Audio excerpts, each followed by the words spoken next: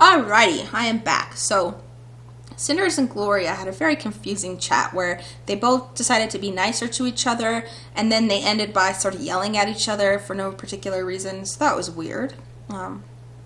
Alright, so here's Cinders being weird to the Hall. She's like, "Hi, Hall, how are you?" Okay, sometimes I talk weird like that. Sometimes I'll talk to my house, but she's particularly weird. Here we go. Cinders. "Hello there, Hall. Let's see what new surprises you have in store for me today." Like, what the frick, Cinders? Are you on crack? "Because I have to warn you, after the conversation I just had, I'm hard to impress." "Hello there, early bird." "Only old surprises, apparently. You really should try harder next time, Hall." She's so freaking weird. "Having a conversation with the room? How bizarrely refreshing." "It's good to see you too, Sophia." Now, I never thought I'd say something like this, but here goes. Carmosa was right. Too much reading does make you crazy. But evidently it also makes you interesting, at least interesting enough to make my eternally uptight sister sneak into your room when she thought I wasn't looking. I seriously doubt that she's naive. Doesn't matter. The real question is, what did she want from you? Did she come to ask for help? So many hours without the chance to struggle for Carmosa's approval must have left the poor girl quite disturbed. "Oh, you know, our Gloria. True stronghold of independence, a font of wisdom." "I take it she came to spread her usual Carmosian propaganda among the little ones?" "Only to meet with steadfast resistance of the people. We will not be silent," shouted the crowds. "Oh my, it must have been quite the display. Did the guard intervene?" "If you're asking if there was any violence, then yes, plenty. The streets and squares practically turned red."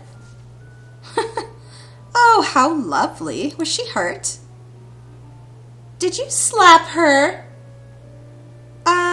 No, I think that would be going a bit too far, don't you think?" "My dear, simple sister, who can really say? Such things tend to be relative, you know? One man's hero is a criminal to someone else.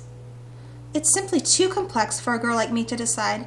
So, when it comes to Gloria, I don't analyze and stick to the golden rule. Violence is always the answer." When has she ever been violent, though? "Cinders, I see. You've just given me a bit too much information there, Sophia." She's all shocked. "Oh, you're such a child sometimes. In case you didn't notice, we're living in the middle of a dangerous and unforgiving forest. This place is packed with wild, bloodthirsty predators. And whether we choose to see them or not, they exist." Ooh, what a metaphor. "What a lovely thought. I will think about it on my trip through the woods today." "Oh, you're going out again?" "I have to eat something first, but yes, I'm going out. Why?" I was just wondering if you, well, what is it, Sophia? Are you blushing?"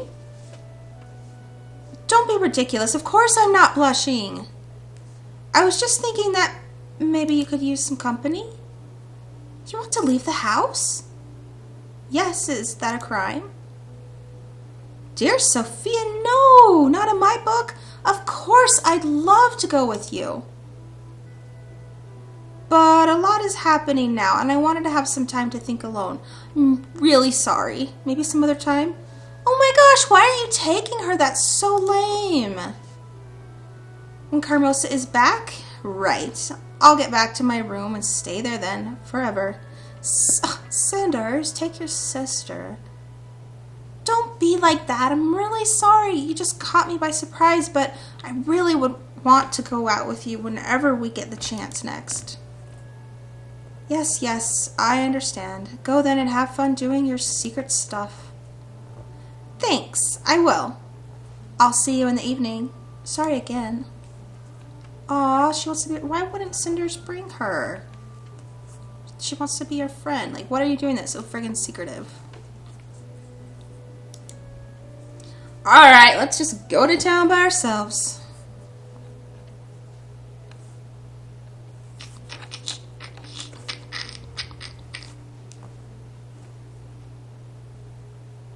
huh? Another day of freedom I can spend on the town. There's always something going on here. Even now I see some commotion in the street. I wonder what that's about. Oh no, flashy light! The moment I saw my cow die, I knew it! It was one of those evil beads of yours that did it. What are you talking about, woman? My poor Molly has died. She was in so much pain for days. She mooed like she's never mooed before. It was almost like moaning or crying. Townswoman. I love how she doesn't get a name. It was your fault. I have seen the bad omens. My poor Molly moaning and the odor her wretched body made. It must have been your curse, witch. Cows smell on their own, and your Molly didn't need my help in that department. You might not have noticed because you only bathe occasionally. Snap! My poor Molly is dead, lifeless as a clump of mud on the street. And the heartless witch that you are dared jest about it. I knew it was your doing, you wretched... I'm laughing because there's little else to do. How else should I react to your stupidity? You want someone to blame? I told you to come to me so I could take a look at your bloody cow and heal it. But did you listen? No. The animal's pain was not enough reason to spare a few coins. But I did bring her to you when it was terminal. Before that you said, it is for fate to decide what happens. So when it's your responsibility, you leave it to fate. Who would have guessed? It doesn't work out too well. But you said the cow would die, and she did. I said it would die if you won't take care of it. Fate certainly won't. The damn cow was seriously ill. You could see it. You could see that for yourself. You only came to me when it couldn't move anymore. Okay, so like she had a sick cow. She goes to the witch lady. The witch lady says, bring her to me. I need you to pay me. And then the townswoman goes, no, I'm not going to pay you. Whatever. And then the cow gets worse. And the town's lady brings her back to the witch. And the witch goes, dude, you should have brought her to me sooner because she's going to die. And the townswoman's like, fine, whatever. And then the cow dies. And now the townswoman says that it was the witch's fault. Okay, this story just felt really convoluted, so I wanted to clarify it. Okay, Madame Guide. That is when you finally realize that trusting to fate isn't effective. Well, too late. So you're just searching for someone else to take your blame. Your Molly died because of your stupidity. Man, you gotta be so harsh on her, though. Oh, but she didn't die until you looked at her, you witch. This whole town knows that you're bad news. You are not welcome here. Shut up, or else I'll turn you into a frog or a cow to compensate for your loss. What's going on here? Ooh, it's Captain Scarbuckle.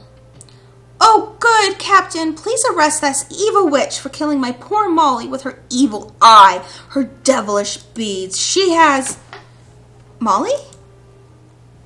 My poor cow. She was so kind and helpful and... Is there any truth to what she accuses you of?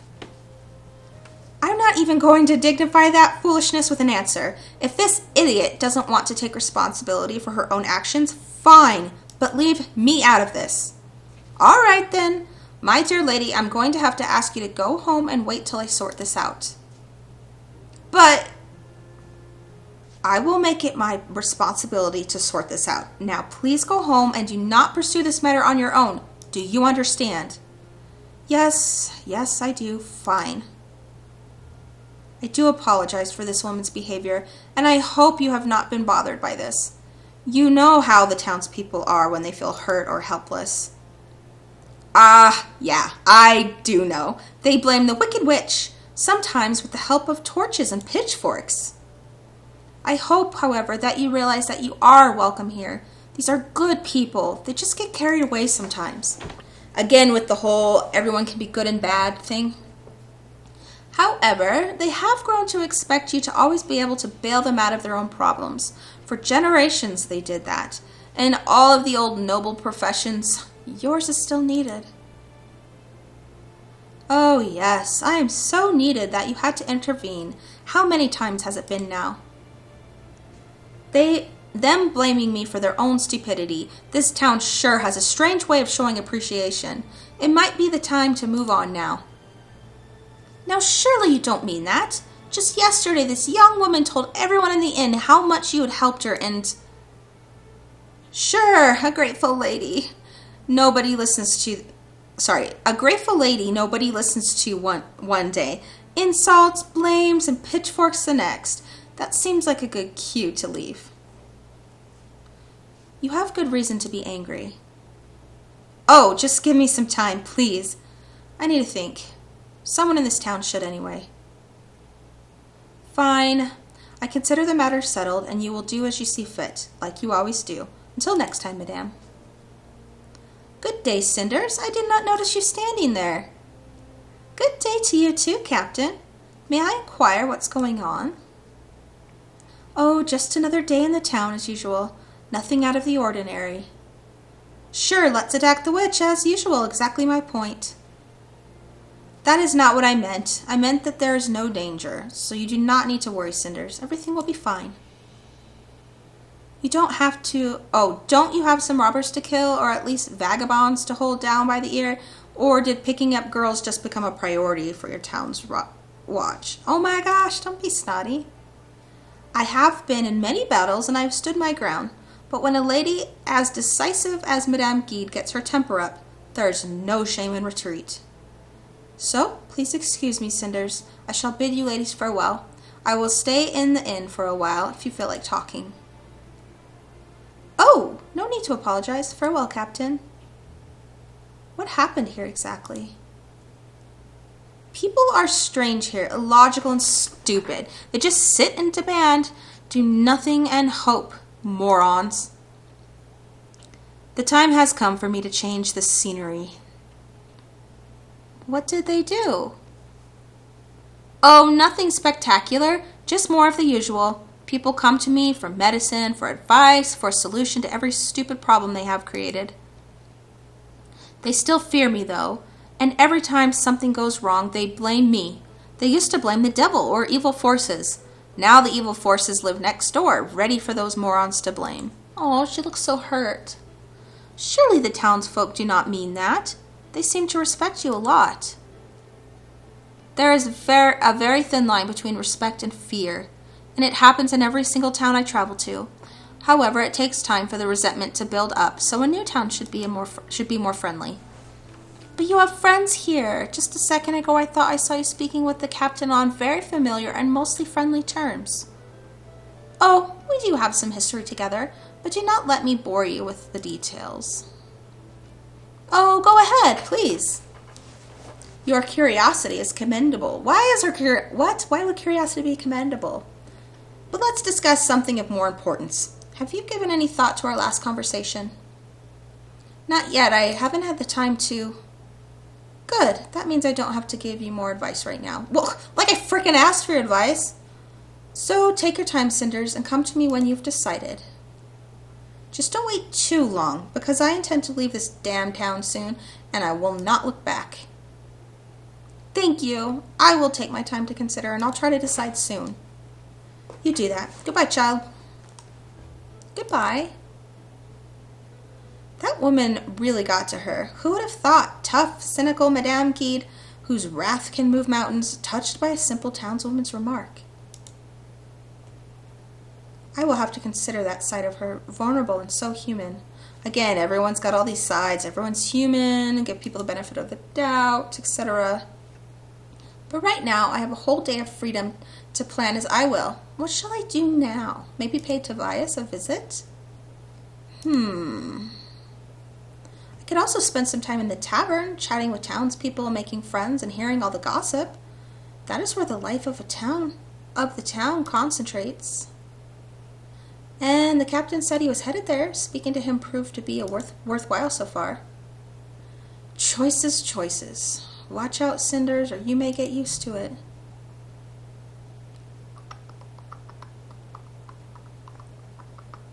Oh man, this is a hard choice. I totally think that the captain of the guard might be into her. Tobias is not going anywhere, and I'm starving. Sorry, friend, but this girl has her priorities straight. Oh, Cinder. It makes me super curious what happens if you pick different choices, but not curious enough to play this again. I wonder if the captain is here already. He's such an intriguing man. I wish I could spend a little more time getting to know him, and today it almost sounded like he invited me here. Well, he did invite you here, stupid. Ah, there he is, sitting in the same corner he sat in last time. Habit? Looks like he's leaving. Wait, he's coming towards me? So you came. I remember correctly that your name is Cinders, right? Yes, I'm surprised you recognized me in the town square today. Well, you were on my mind. Would you care to join me for a drink? Aw, he's totally hitting on her. I'd be happy to. Hang on. You were thinking about me? Yes. You came to my mind after a recent discussion I had with the prince. Oh, I'm flattered, I think. What were you talking about exactly? A candidate for a wife, of course. Surely you've heard about the king's last wish. Actually, I haven't.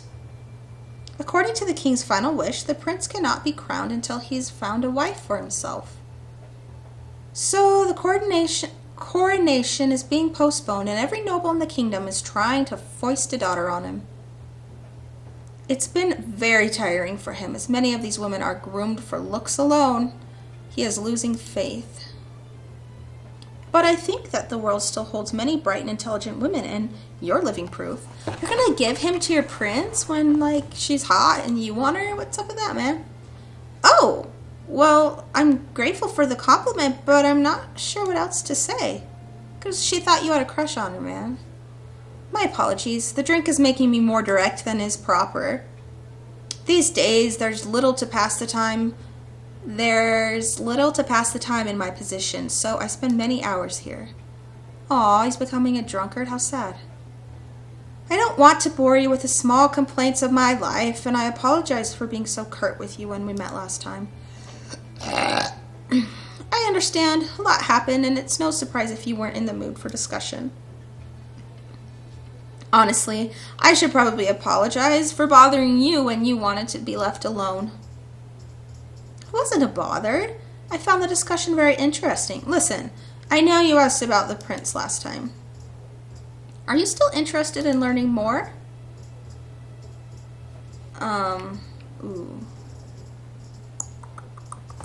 This is a tough choice. Why can't I ask both questions?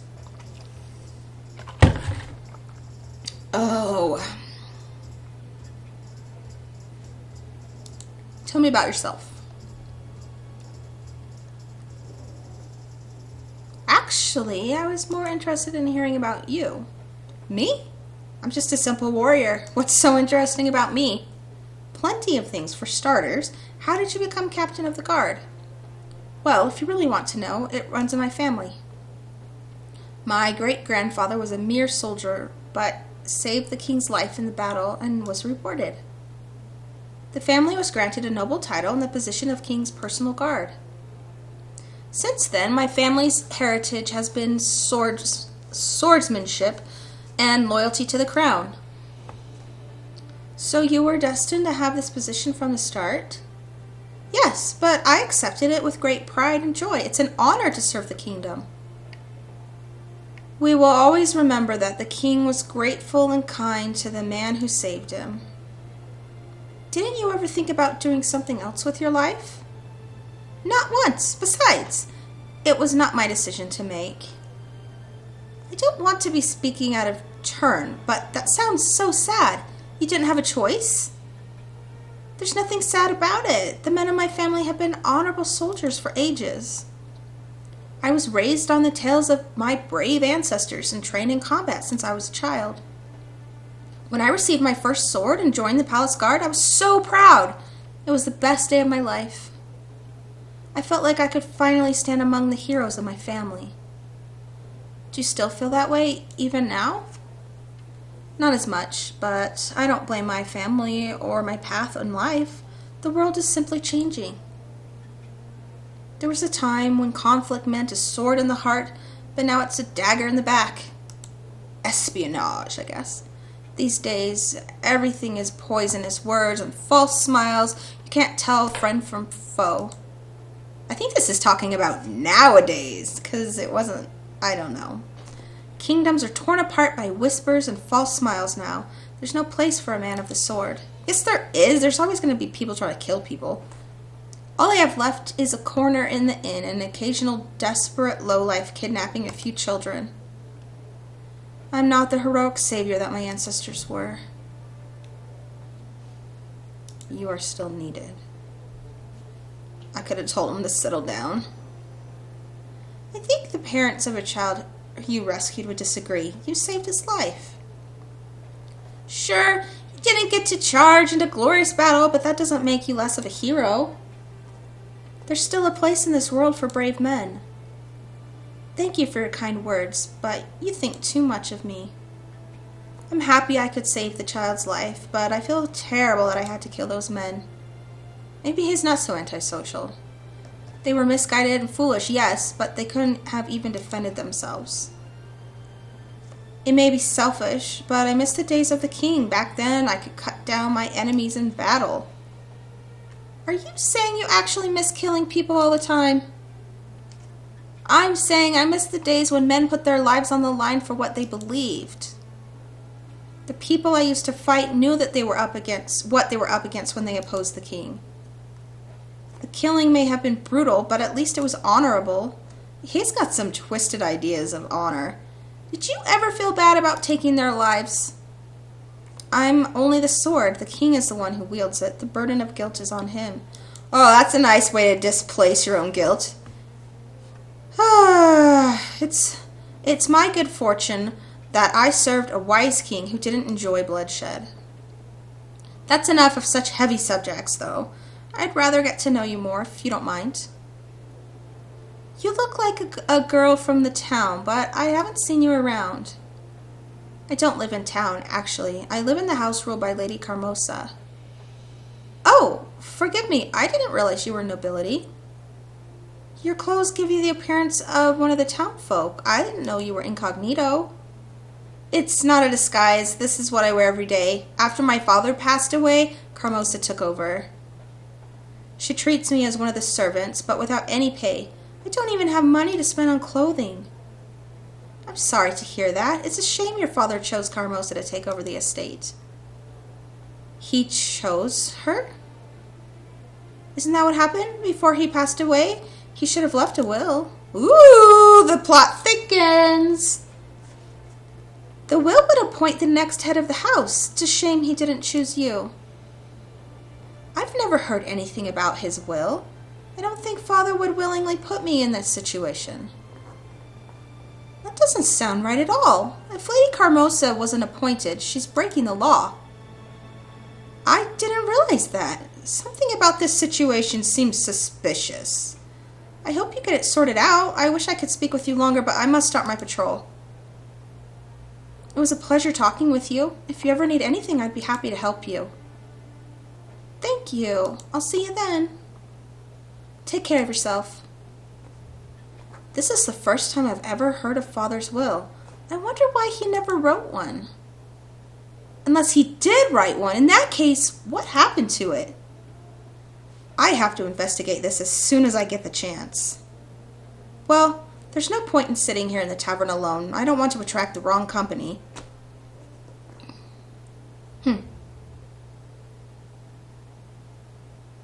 Alrighty, I'm going to save it here and then continue in the next Let's Play. So, thanks for watching and I'll see you in the next video.